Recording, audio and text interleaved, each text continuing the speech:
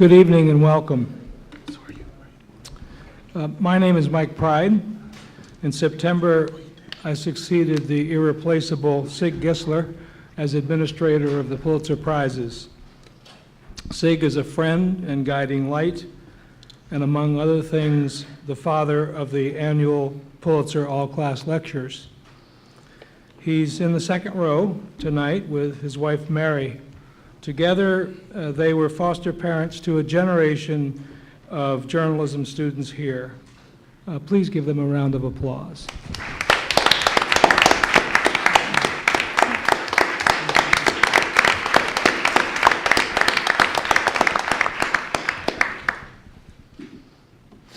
Like many of you, I'm worried about the future of journalism.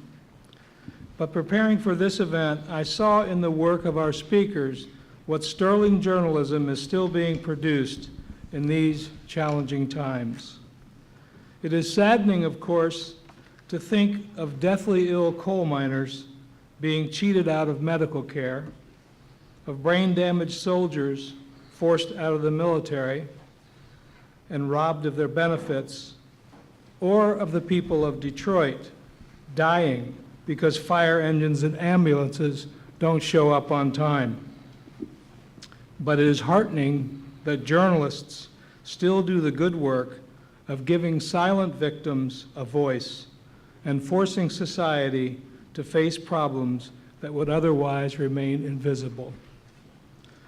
The theme of our program tonight is the coverage of the overlooked and neglected. This fits a maxim lifted from the work of Finley Peter Dunne, the satirist of the muckraking era. What he said was, in a somewhat different way, as I said, it was lifted from his work. It's not exactly the way he meant it. A journalist's job is to comfort the afflicted and afflict the comfortable. In describing the Pulitzer Prize-winning series of Chris Hamby, his employer wrote, "It is difficult to imagine someone more voiceless or whose suffering is more silent than the Appalachian coal miner." Here is a quotation harvested by Dave Phillips for his Pulitzer winner on the military's practice of booting out soldiers with brain trauma. One veteran told Hamby, "It was like my best friend betrayed me. I had given the Army everything, and they took everything away." And here is the space into which Stephen Henderson poured his Pulitzer-winning columns on money-starved Detroit. He called it the gap between the promise of functional city government and the reality of a citizenry that suffers and dies from the utter collapse of basic service delivery. Allow me to further introduce the four outstanding journalists seated before you. There are five, actually, because Sheila is also an outstanding journalist. Beginning on your left, they are Chris Hamby, now an investigative reporter for BuzzFeed. This year, Chris won the Pulitzer Prize for investigative reporting. His stories exposed powerful legal and medical forces that systematically rejected diagnoses of black lung disease that would have gotten coal miners decent care.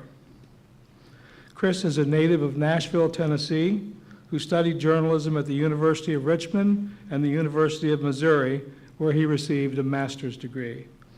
He lives and works in Washington, D.C.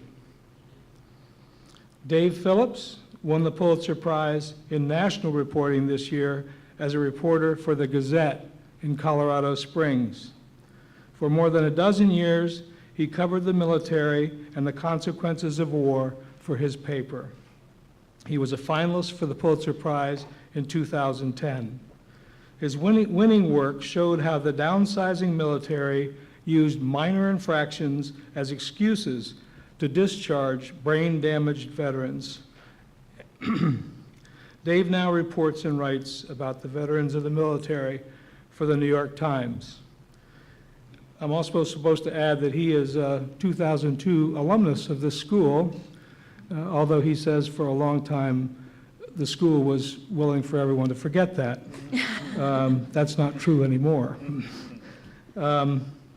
Beside Dave is Joanna Bean, the editor of his project. Joanna has been at the Gazette in Colorado Springs for more than 20 years. She started there as a business reporter and worked her way up. She was named editor of the paper earlier this year. She has overseen many other big stories for the Gazette, from enterprise reporting on medical marijuana to coverage of devastating wildfires.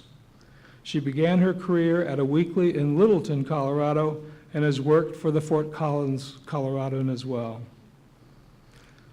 Stephen Henderson has been the editorial page editor of the Detroit Free Press since 2009.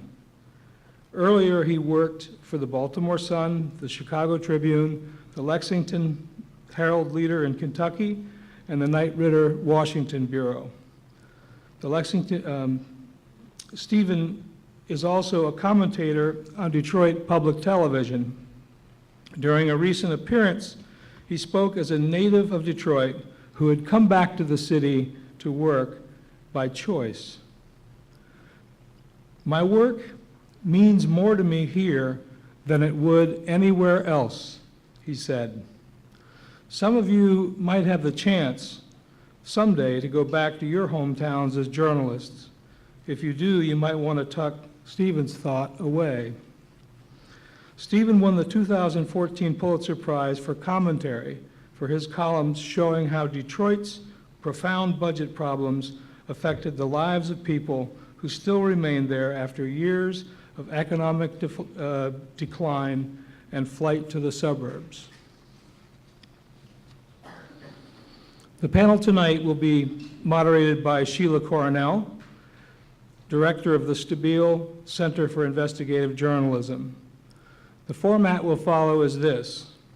Each Pulitzer winner will have 15 minutes to speak his or her piece, followed by 5 minutes of questions from you about that particular work. Then, at the end, there will be a 20-minute session during which you may ask questions of any of the journalists on the panel. Sheila, thanks so much for your work in preparing for tonight. It's all yours.